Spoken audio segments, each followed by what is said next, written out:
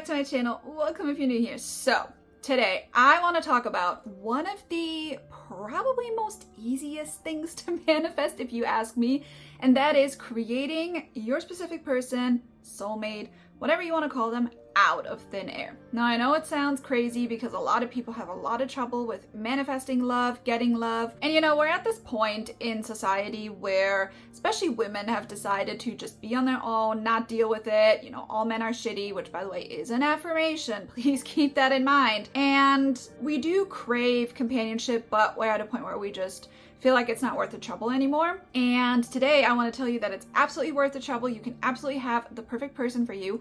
And having this mindset of it's not worth it anymore and it's all this trouble and people are just really bad is an affirmation and a state in and of itself. So please always keep that in mind. I know it's kind of confusing when you're just trying to live life and you're trying to just take in what you see around you and you don't necessarily always think about the fact that it's an affirmation or a manifestation. But it is. At the end of the day, it is. Everything that we think is a manifestation once we turn that thought into an actual assumption. Does that mean we have to stay on top of our thoughts 24/7? No, of course not. It's our predominant thoughts that manifest, not necessarily every thought that we have. It's more about figuring out which part of life you want to improve and then work on that particular part until you realize that whatever you were affirming for or whatever technique you want to use, I really don't care, has turned into an assumption, and that assumption will automatically turn yourself into the state, the wish fulfilled of the being, of the person who you think, right? And this is different for everybody, who you think you would be if you had that. And even with specific people, it's different. Everybody wants something different from a relationship. Everybody has different expectations. And when it comes to finding new love, that can be really daunting for some people. It almost sounds too easy, like you're making a list, checking a twat, no, I'm just kidding. Like you're making a list and you're thinking of all these things and you're creating this person from scratch that technically doesn't exist, and all of a sudden it's like, well, I can have this though? Yes, you absolutely can. I don't care what you want to put on the list. I don't care how long your list is.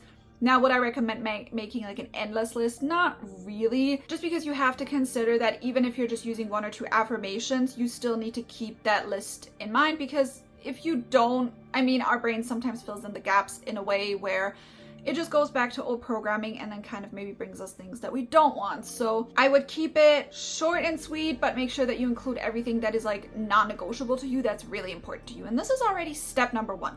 Make a list. Like, what is it that you actually want? Most people say they want love, they want a partner, they want to be treated right, but they don't really know consciously what that actually entails for them. Do you want someone who can take care of you? Do you want someone who is on the same level as you? Do you want someone who you don't have to compete with? Like, do you want someone who respects you? Do you want someone who, for example, doesn't shut you down just because you have an opinion? Being respected is not the same for every person. Just like being treated right is not the same for every person. Every single person has a different idea of what their perfect partner looks like. So it's really important you take some time, sit down, make a list, and really think about what has gone wrong in my past relationships that I really didn't like. And you're gonna find that you will have thought about it a lot. You will have talked about it to other people and yourself, which obviously perpetuated that situation because you expected someone to treat you badly. And that's exactly what they did. Now, I know this is a little bit of a hot button topic, so I do want to address this right now. So when it comes to topics like, let's just say the disrespect goes far beyond just being disrespectful. A lot of times we can fall into the mindset of, oh my God, but if I manifested this, like I'm at fault. You're not at fault. That's not, I hate this mindset and this narrative that some people are spreading when it comes to these things. We have to understand that about, I want to say like 95% of our assumptions that we hold subconsciously came from outside sources. Maybe you grew up in a household where behavior like this was normalized and you grew up in this environment of this is how you actually treat someone that you love. Maybe you've watched a lot of TV and you've seen some things on there that subconsciously you may be imprinted. I actually had this situation where I was really down and out, so I watched a lot of like really trashy reality TV, and there was this one situation that, and because I watched it a couple times, right, that kept coming up over and over again. It's something I've never experienced in my life personally, but because I watched it so much, I started manifesting situations that I saw on TV into my real life, and that's a real actual thing. So we do need to be so mindful about what we consume, how we consume it. You can still consume whatever you want, but you need to be mindful of the fact that repetition does imprint, and that if you are consuming something that you feel you can relate to, that you really don't want in your life, you kind of have to affirm against it, or at least remind yourself, like, this is TV, this has nothing to do with me, my life is different, my life is perfect. I made that mistake of not doing it and paid the price for it, which is why I'm teaching it to you. But even with watching, and I mean, I say this in every video, don't watch the news, okay? You might be watching the news and seeing like, oh, this is the 5th time this week that, you know, something happened to somebody and it's only Tuesday, but you seeing it and the way that it's being set up and the way that it's being reported implies that you could be next. It could happen to everybody. You know, nobody is exempt. Nobody is safe from this. And what does that imply to your brain? You might be the next target and you don't even realize. You always have to constantly look over your shoulder, you know, to the point where you might even become paranoid. And this is why mainstream media and news are so dangerous if you're watching them from the mindset of just mindlessly watching them. If you're watching them because you want to be informed, but you understand and realize that this does not pertain to you, that's different. But if you're making dinner, for example, or, you know, cleaning the dishes or doing something mindlessly and the news are running in the background, or you're falling asleep to them, this is like probably one of the like worst offenses, is falling asleep to the news. Your brain won't filter it out. Your brain does not have the capability of filtering it out. It takes in what you feed it. So I'm at a point where, I mean, I haven't watched the news in almost 20 years at this point. I'm not missing anything. I don't care. I am always informed about things that I feel are important, but I also notice when I'm trying to manifest some change in general society that watching the news does take me out of it quite easily, because it's so dramatic and so many people are reacting to it and everything's so horrible that you trying to stay in that mindset of no, but everything is good and I'm in control can be very, very difficult if you're constantly being faced with something that you don't want. And that also pertains to relationships. I don't care if you're watching the news. I don't care if you're watching too much TikTok. You know, seeing all these videos of he cheated on me, or she did this, or she's a bitch, and this, that, and the other. Like, all of those things are imprinted into your brain, making you feel like love is not an option for you. That divorce rates are through the roof. Of course they are. Because there was a point in time where they started reporting on this, and the more you report on it, the more it manifests, and the more your brain has to convince you that that's true. And then you'll start seeing more of it. So always keep in mind that if you see something repeatedly in your reality, that's because somewhere along the way something was imprinted. That's just fact. But we can use it to our advantage. And when it comes to manifesting someone out of thin air, I think it's really, really important to address those things, because I don't want you to manifest somebody out of thin air, have all these good qualities, and then maybe, you know, let's say 3 months in, the shoe drops and you feel like, oh, maybe I did something wrong, or maybe you're in a situation where you now have to manifest change and you have to start all over again, or you're just thinking, okay, well, it doesn't work for me, or I just don't deserve better, because you do. Everybody deserves the best, including you. Sorry for the little bit of the rant, but I think this is really important to address. So the next step is you have a list. Now try to, you don't have to memorize it per se, but kind of keep it in your orbit a little bit to kind of remind yourself, okay, this is what I actually want. This is my perfect person.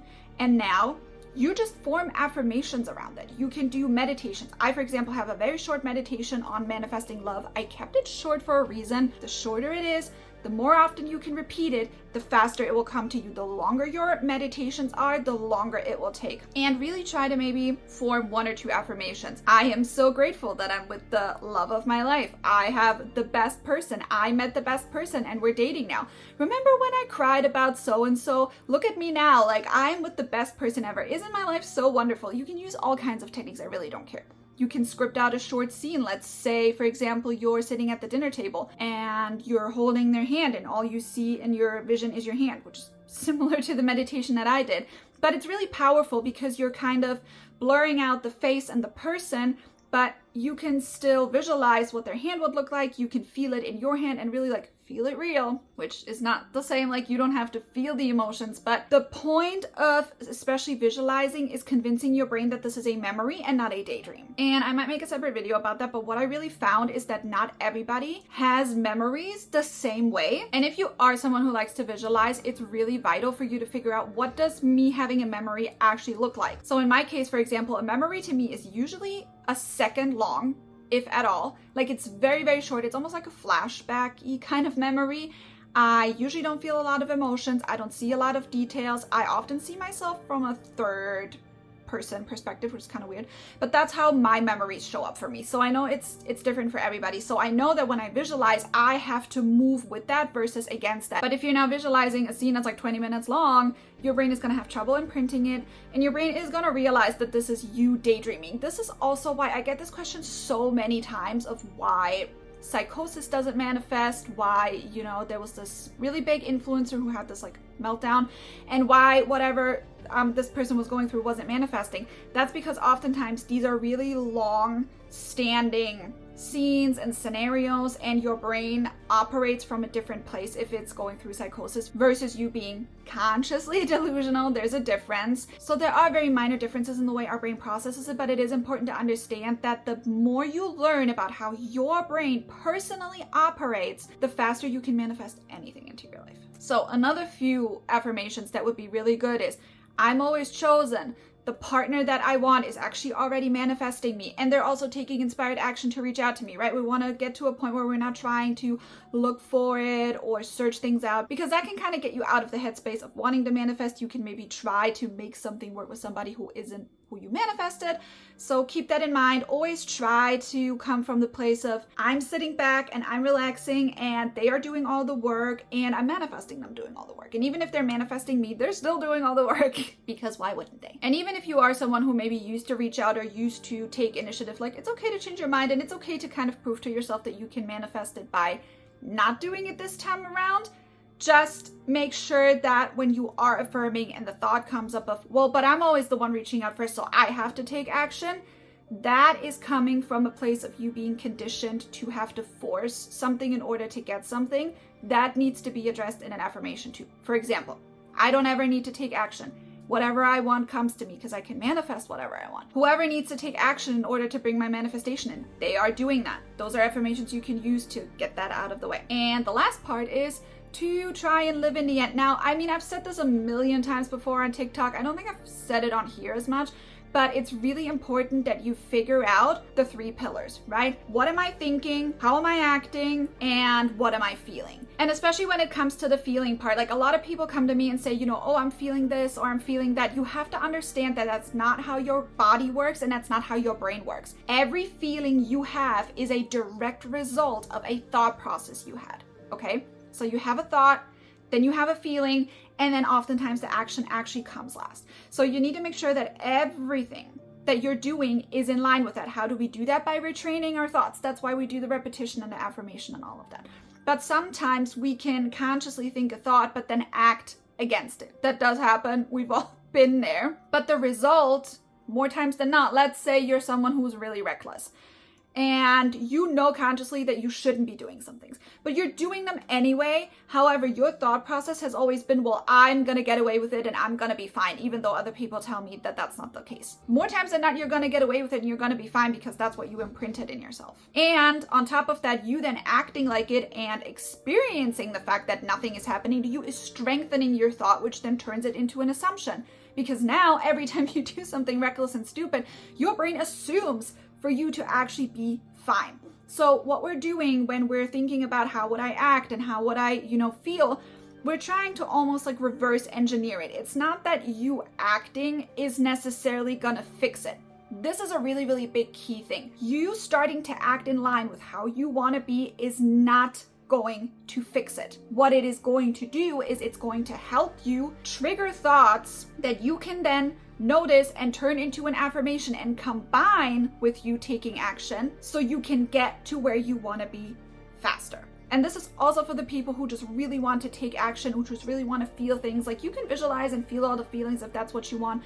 But even if you are, for example, let's say you're someone who's super anxious, right? You're feeling anxiety when you're doing these things. You can take note of that and say, well, would I be feeling anxiety if I actually already had my specific person? Maybe you would. Maybe this is something you've been feeling all along. But your thought process is so important to determine, where does that anxiety actually come from? Can I turn it around? Because you can affirm against anxiety. Anxiety is just a state, right? Just like everything, it's just a state.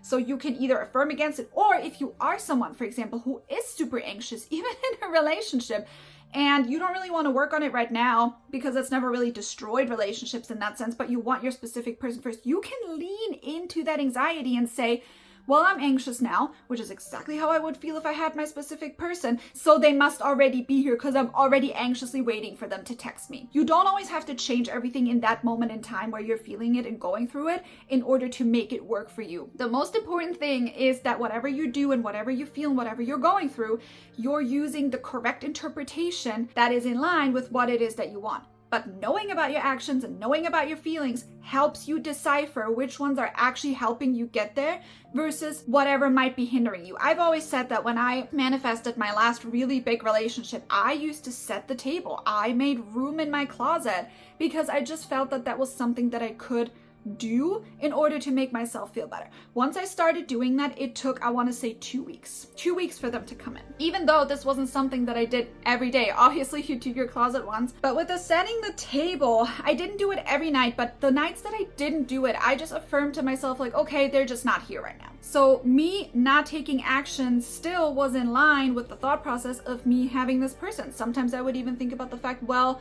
I don't have to set the table today or at all, right? For example, if this is what you feel like a wife or a husband or whatever should do. If you, for example, want long distance, right? There are people who, people always made fun of me. I'm a very independent person. I love long distance. Like, I know it sounds weird, but if I have someone around me 24/7, kind of stresses me out. So to me, that was the ideal situation. And that's exactly what I manifested. We were long distance for quite a period of time. We saw each other regularly because we traveled. And that was what my ideal relationship looked like. Using general affirmations, using general, meditations, you just need to be really careful that they're not super niched down to only serve the people who, for example, want someone around 24/7, who want text messages 24/7, who are just obsessed with their person and want them to be obsessed with them. That's not for everybody, and you don't have to take it on as yourself. And even if you are affirming that and you don't believe it because you maybe don't want it, you have to be mindful of the fact that your repetition will create it regardless. So let's say you are someone like me who doesn't want to be on their phone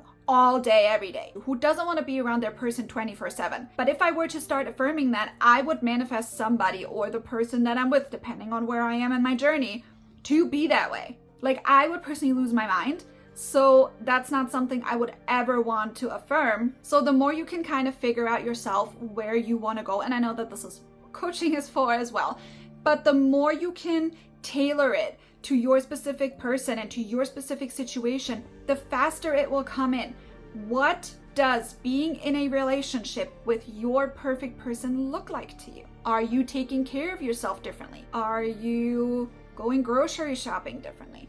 Are you maybe checking your phone differently? Even this is one thing I get a lot as well, is where people are like, well, but I've checked my phone and I haven't gotten anything. Okay, if you're in a relationship with somebody, chances are they're gonna have to go to work at some point. They're not gonna be able to text you 24/7. So I don't care if you are checking your phone 10 million times a day. I expect you to, when you check your phone, every single time you open it and there is no message, for you to say to yourself, they texted me 5 minutes ago and I already replied, and they're probably just busy at work. Like, they're gonna text me at lunch break. Why wouldn't they? They always have. Your mindset is what is key, not your 3D reality, because your 3D reality always has to conform to where your mindset is at. And the more you look at your phone and say they're not here yet, or maybe you're like downloading a dating app or trying to force other things, the more you are showing your brain that you are actually the person you are right at this moment in time, who is single, who is miserable, who's maybe desperate, like who has everything they don't want, but none of what they actually do want. Which is why it's so important to determine in the beginning, what is it that I actually want? What am I looking for in a person? And then plan your life around them in a way where it doesn't interfere with your everyday life. You can do that. You can live in your mind solely. If you are at work yourself, for example, and you have 5 minutes during lunch break, you can affirm, you can visualize, you can do whatever it is that you want to do. I want you to live, and this is the thing, you have to understand that every reality that you desire already exists. Creation is finished. There is no one reality that you can think of and dream of. And I don't care if you're Christian or not, I get this a lot. Oh, God laid out a path for us. Yeah, but that's the desires that we get where we should be manifesting. That's like the ideas we have of things we want to manifest. Everything already exists. There's nothing you can think of in your mind that does not already exist. And that is why we are so conditioned to live in the real world and everything that kind of puts us out of it, like we're delusional. I mean, the amount of times that people call me mentally ill is insane, especially when I see the arguments that they're bringing up to call me mentally ill, because this is societal conditioning, okay? Telling people that they're mentally ill because they're trying to break out of this, whatever this is, to actually have a life that is worthy of living versus being miserable, because we were conditioned to be miserable. Show me one person today that doesn't have depression, anxiety, like fears about the future, who is, you know, having a bad life in at least one areas of their life, unless they're a celebrity, which again, they're made to be worshipped and their life looks so perfect and so great.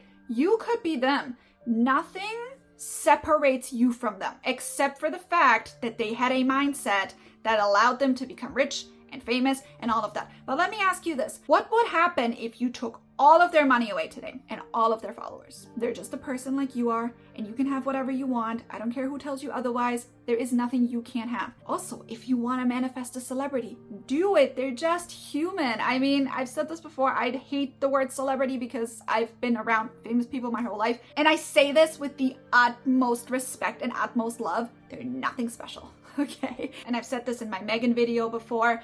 A lot of people are actually trying to manifest a celebrity because they're trying to stick it to other people. Again, there's nothing wrong with it, but you always have to ask yourself, am I manifesting from a foundation that is sticky and slippery, or am I manifesting from a solid foundation? Am I really doing this because I genuinely care? Because more times than not, people will do this and then get what they want and realize this is not what they want. And why would you want to waste time manifesting something that you don't want? Which is why manifesting a person, like a specific person out of thin air, is so beautiful. You don't know them. You can literally bake them perfectly the way that you want them to be. They can still fulfill all of your desires that you want. They can still be rich and they can take care of you and they can do whatever you want them to be. But you're taking the pressure away from trying to prove something to yourself and trying to prove something to others. And this is when you're really going to get to the nitty-gritty of things, of why have I ever wanted this? And this will be, and I promise you this, hand to God, the most healing, perfect relationship you could ever manifest for yourself. Because once you worked out your motive for wanting it, you're also gonna realize that there's probably a lot of baggage you still carry within yourself. You're not just gonna manifest love in, you're gonna manifest healing your inner child on top of that, and get a relationship that is made to last. I really hope you enjoyed this video. I really hope you took something from it. As always, if you like this kind of content, please make sure you like, subscribe, leave a comment, all that good stuff. Share it with somebody if you feel like there's someone who could benefit from this video. And I will see you lovelies in my next video.